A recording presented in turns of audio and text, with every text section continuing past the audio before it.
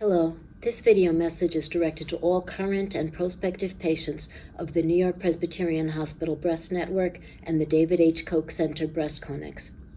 Our commitment to providing you with the highest quality breast health care possible remains unwavering during the current coronavirus COVID-19 pandemic.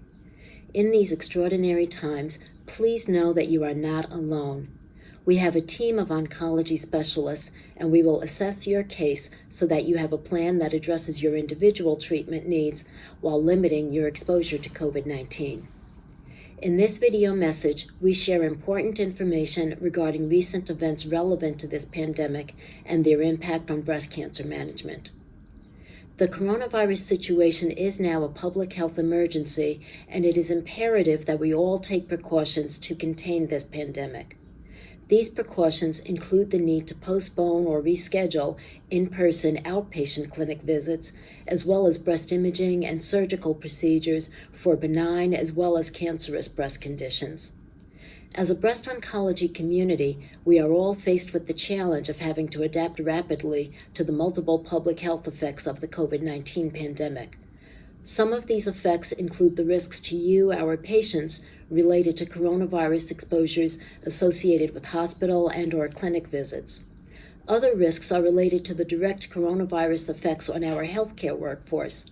Some of our colleagues have been infected and are unable to participate in the care of our rapidly expanding patient volumes, and many of us are being redeployed to assist in medical care outside of our usual cancer clinic environment because of the coronavirus strain on hospital capacity. Furthermore, and extremely importantly, we are facing critical shortages in sterile resources, including the supplies that are necessary for safe breast surgery. The magnitude of these various threats is subject to change on a daily basis, and they also differ by individual healthcare institution, by city, and by state. These constantly evolving factors have to be balanced against the benefits of different types of surgeries that can be performed at any point in time. Throughout the United States, the impact of COVID-19 is such that we've had to place screening mammography on hiatus, as well as diagnostic needle biopsies and surgical biopsies of breast lesions that are likely to be benign. However, we continue to perform diagnostic imaging and needle biopsies on breast abnormalities that appear highly likely to be cancerous, and some women will therefore continue to be diagnosed with a breast malignancy during this pandemic. Under normal circumstances, we often aim to perform surgery as the first step in treatment for breast cancer, and the surgical removal of the cancer contributes to control of the disease, and it also provides valuable staging information related to the tumor size and the lymph node status. This staging information in turn allows us to plan systemic treatments for the disease, which includes medical therapies such as hormonally active cancer-fighting pills called endocrine therapy, and these endocrine therapies are used for cases of estrogen receptor and/or progesterone receptor positive breast cancer. Other forms of medical treatments include chemotherapy, and some patients will also receive special targeted breast cancer infusion treatments for tumors that are described as being HER2/neu positive. Now, this systemic therapy has always been a high priority aspect of breast cancer care because it reduces the risk of future metastatic or stage 4 breast cancer. The COVID-19 crisis is an extraordinarily abnormal situation, and we are now postponing surgical management when possible so that we can limit patient exposure to coronavirus while also being cautious about our utilization of sterile supplies. Fortunately, for most breast cancer patients, we have options that allow us to safely postpone surgery while continuing to deliver appropriate and effective multidisciplinary care.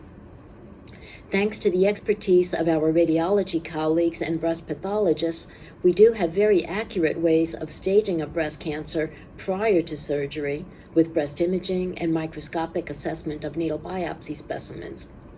This information can then be used to outline a patient's medical or systemic therapy needs before that patient is brought to the operating room.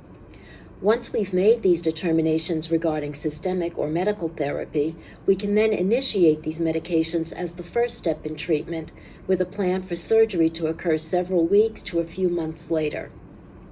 It's important to emphasize at this point that we already have abundant clinical research studies documenting that medical or systemic therapy prior to surgery is a perfectly safe treatment sequence, and we have also demonstrated several benefits to this approach.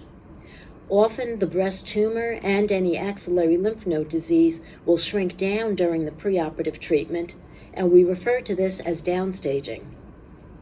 Breast cancer downstaging can improve lumpectomy eligibility, and it can also reduce the extent of future lymph node surgery, which might avoid problems such as lymphedema. It's also worth bearing in mind the fact that even before COVID-19 situation erupted, it was clear that most breast cancer surgeries could be safely scheduled within a several weeks time frame after the initial diagnosis was made without compromising outcomes, and this is why we routinely advised our patients that they had time to obtain multiple opinions so that they felt fully informed regarding their management options prior to committing to a final surgical plan. It is essential now more than ever that each breast cancer patient undergo careful review of their individual case by a multidisciplinary breast cancer team in support of comprehensive treatment planning after evaluating all aspects of the clinical scenario, including identification of all appropriate preoperative systemic therapy options. Treatment timeline is influenced by several factors. For example, there are many different patterns of breast cancer, and some are expected to be more indolent or slow-growing than others. Age can also influence the treatment plan, since our most elder patients with a new breast cancer diagnosis are also the most vulnerable to the impact of coronavirus, and they need to be especially cautious about avoiding an in-hospital exposure. Alternatively, the multidisciplinary team management approach will also allow us to identify those patients whose surgery should not be postponed, and we can advocate for prioritizing the surgical management of these cases accordingly. As always, we are unable to predict the behavior of any breast cancer with certainty, but we do promise to do our very best in providing guidance regarding the timeline for proceeding with the breast cancer treatment. In the meantime, we are offering video visits and telemedicine consultation services to the greatest extent possible. We recognize that this option is not feasible for many patients, and we can also arrange a telephone conversation in selected situations. Telephone or video visits are clearly not optimal for the clinical assessment of most breast problems, but we are in the midst of extraordinarily abnormal circumstances, and we must adapt accordingly. Since we do not know when this public health crisis will pass, for now we provide links to our print and video breast health education information. We will schedule video telemedicine visits for patients with our breast surgeons, with radiation oncology, and with breast medical oncology, as well as with our ancillary team, including genetics, social work, and nutritional support whenever possible.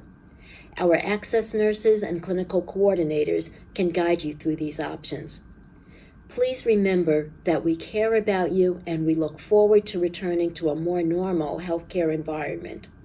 Until then, however, we are obligated to address breast health issues with a modified approach in the context of the unprecedented threats related to coronavirus or COVID-19. We wish you and your loved ones all the very best during these difficult times. Thank you for your attention.